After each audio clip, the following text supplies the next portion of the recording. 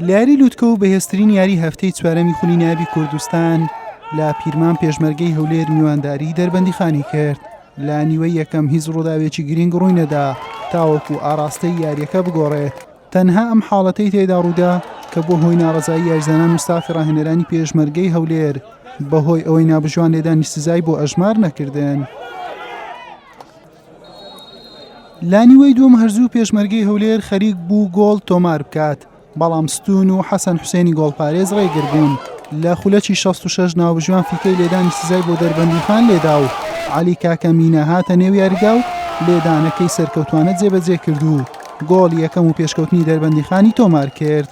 لە خولەکی 75 دوای ئاڵ و گۆڵکردنی تۆ بۆ چەند جارێک لەلایەن یاریزانانی پێشمەرگەی هەولێر سیاکۆ مستەفا گۆڵ یەکسانی بۆ پێشمەرگەی هەولێر تۆمار کردەوە.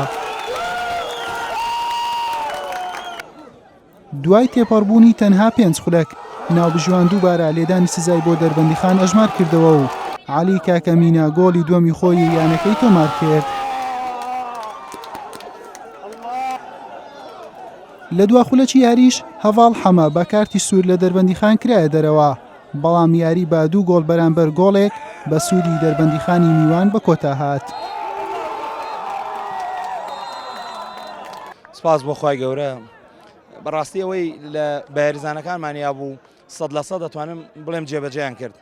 ئەوەی کە پلانمان بۆ دانابوو و بەو شێوەی کە خوێندنەوەمان بۆ یاری پێشمەرگە کردبوو توانیمان جێبەجێ بکەین و سپاس بۆخوا ئەنجامەکەیشمان بینی بە ئاست و ئەنجام ئەتوانم بڵێم بردمانەوە. ئێمە هەر لە بیدایەتەوە زۆر لەسەر یاریزانەکان ئیشمانکە کە لە ڕووی نەفسیەوە یعنی لە ڕووی هزریەوە زۆر مرەکەز بن، بەڵام بە داوا لێبوردنەوە خاستن شۆتە یەکەم نازانم گەمەکە زۆر متەشەنەز بوو. هەرچەندە حەکەم دەکرا ئیدارێکی باشتری ئەم یاریە کردبا، نازانم یعنی ئەوە ئیشی من نییە، بەڵام حەکەم ئەو خەسارە ئێمە یەکەم شت ستایلی خەسارەکەم مەبەستم ئەو نییە کە ئەو خەسارە بەس حەکەم دەکرا تەعاملێکی یعنی عاقلانەتر باشتر کردبا. حەکەم لە هەموو لاعیبەکانی هەردوو فەریق زیاتر مرتەبک و زیاتر ئەوە بوو.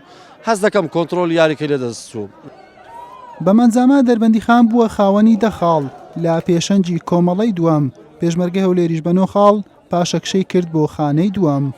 دەربەندیخان بە 2 گۆڵی عەلی کاکەمینە کە بە لێدانی سزا تۆماری کرد پێشەنجی کۆمەڵەکەی لە پێشمەرگەی هەولێری ڕکابەری وەرگرت. حوسێن محەممەد کەناڵی ئاسمانی پەیام پیرمام.